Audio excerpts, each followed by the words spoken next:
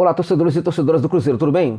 Eu espero que sim. Quero comentar com você neste vídeo sobre a contratação do técnico Fernando Seabra pela SAF do Cruzeiro, né? Após a demissão do Larcamon, né? Os movimentos em torno dessa contratação, da demissão e da contratação do Seabra, nos leva a imaginar, né, que ou o técnico já estava sendo encaminhado, né?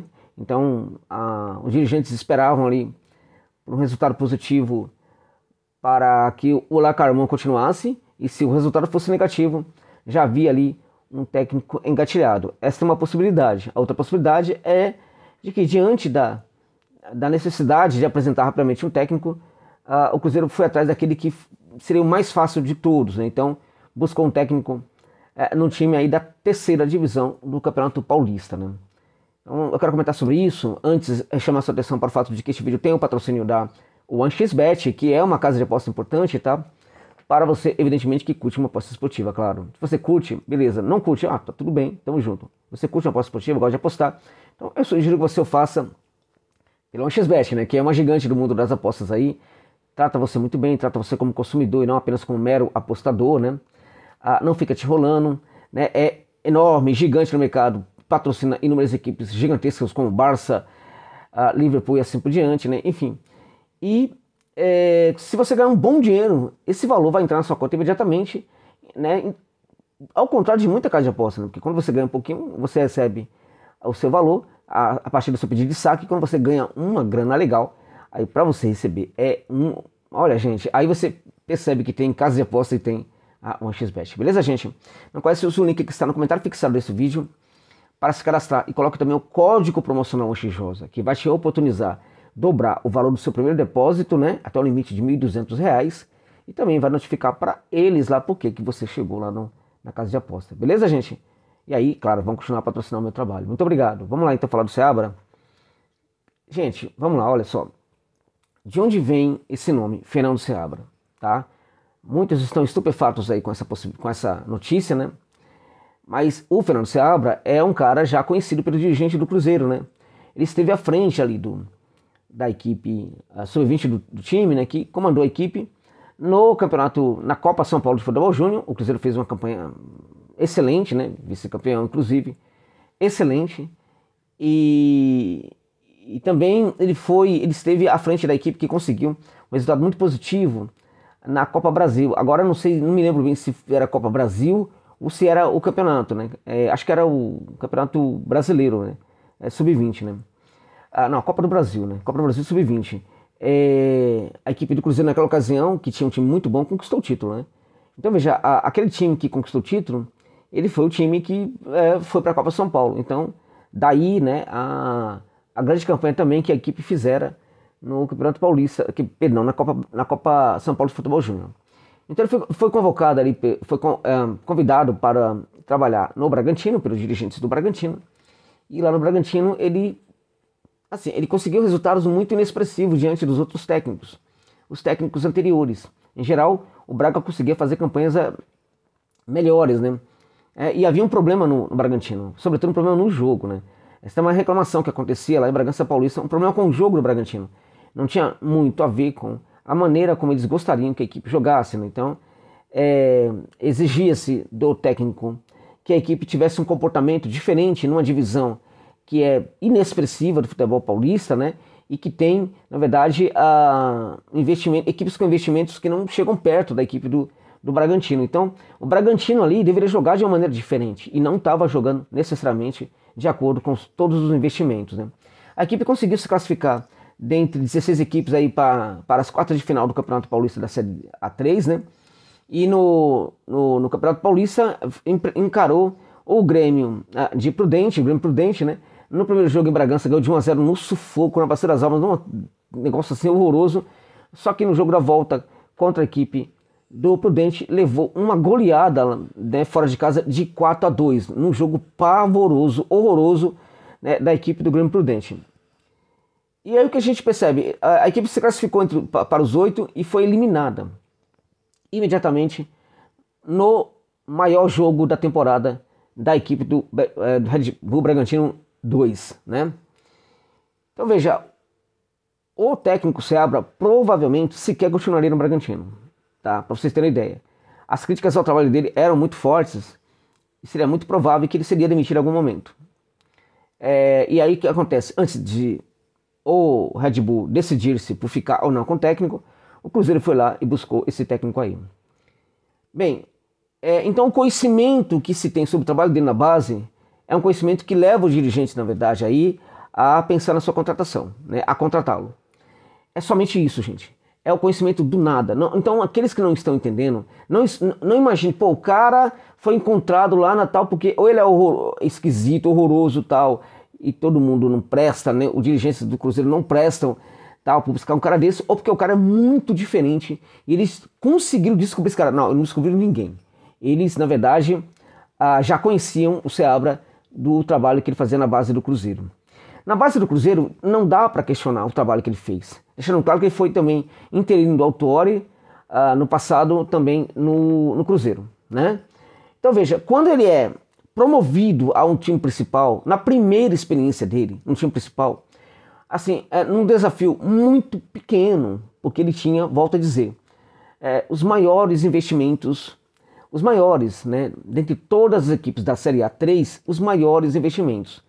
Se você juntar ali, né, as 7 equipes que se classificaram para a fase de quarta de final do Paulistão, provavelmente, né, o investimento do Bragantino é quase o valor de todas elas, só para vocês terem ideia do que eu estou falando aqui, né? E ele fracassou. Então, na primeira experiência, ele fracassou. Então, era necessário dirigir um olhar para esse tipo de situação.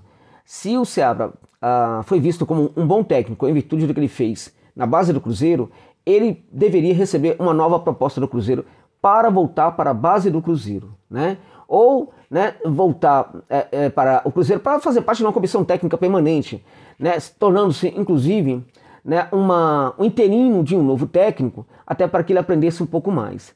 Então, quando o Cruzeiro não faz isso e o contrata para ser técnico da equipe, é uma aposta, assim, muito complicada, porque, volto a dizer, uma coisa é trabalhar na base, a outra, bem diversa, é trabalhar no time principal. Este é um ponto, né? E a despeito dele ter tido sucesso nesse caso aí, né, não garante que ele consiga, por exemplo, ser um grande técnico da equipe principal. Este é um ponto. O outro ponto é que ele teve uma experiência, né, no time principal e foi um fracasso retumbante, né?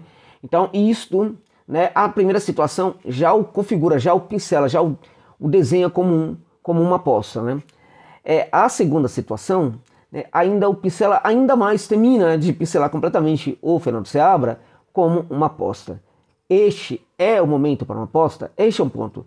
O Cruzeiro deve fazer essa aposta neste momento?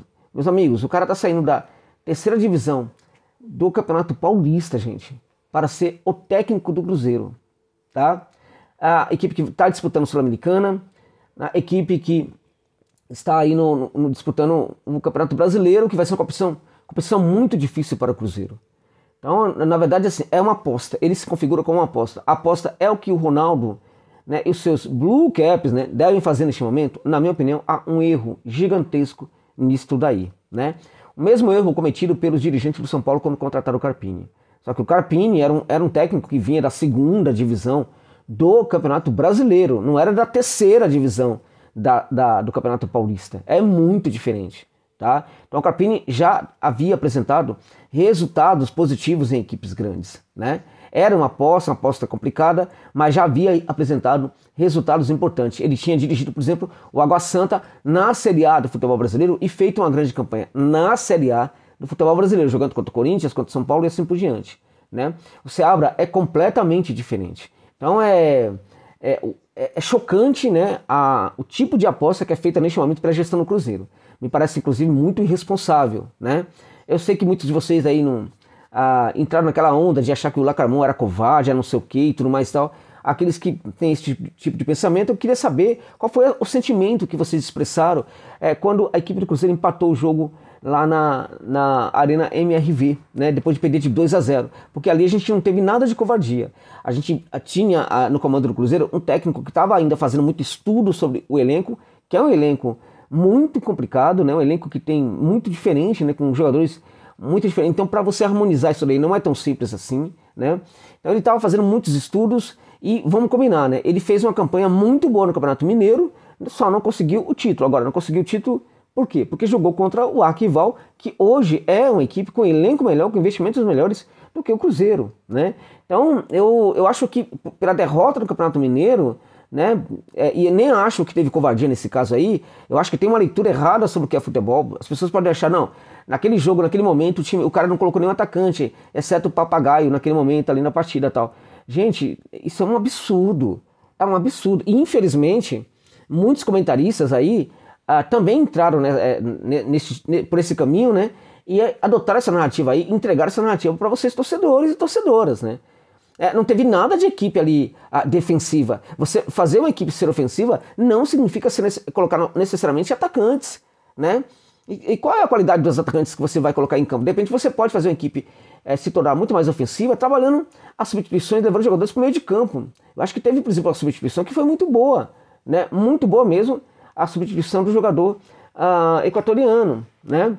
Então realmente eu não entendo essa percepção sobre o trabalho do Lacramon como um trabalho covarde, ruim, tal. Eu acho que o Cruzeiro perdeu a oportunidade de ter um técnico, né, que poderia construir uma campanha bem legal no Campeonato Brasileiro, né? Tudo bem, mas aí vamos avançar, né?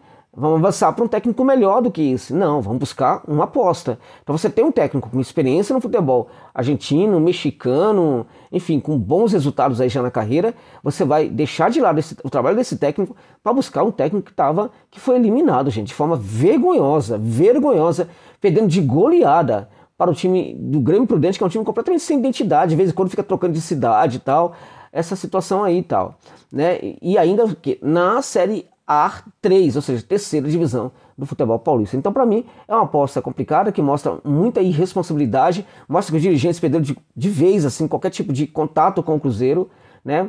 Não tem nenhuma conexão mais com o Cruzeiro, parece que perderam inclusive conexão com a história do Cruzeiro. Aí vamos tentar, já que o cara não tem tanta experiência assim, vamos buscar aí jogadores para ser os seus auxiliares, pelo amor de Deus, né? Como ser ex-jogador, né, gente? Também isso não tem uma grande... Independente do ex-jogador, ele precisa ter uma grande preparação. Olha a mentalidade do Ronaldo, né? Foram atrás do Cris, o Cris não aceitou. Foram atrás do Alex, Cabeção, né? Não aceitou. Foram atrás também do Felipe Luiz, ele também não aceitou. Os caras estão percebendo, gente, que isso aí não vai... Né? Os caras não são bobos, né? Felipe Luiz, por que eu vou ser, assim, um auxiliar de um técnico desse, gente? Que vem da terceira divisão do futebol paulista.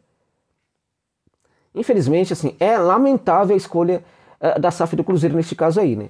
Agora, de qualquer maneira, vamos torcer para que dê certo, para que o Seabra seja um novo técnico enorme, fantástico no futebol brasileiro. O problema, na verdade, é o seguinte: o problema são sinais, né? Os sinais que ele deixou até agora não são sinais tão positivos assim.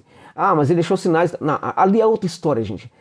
Sub-20 e tal, enfim, futebol sabe, da base é outra história.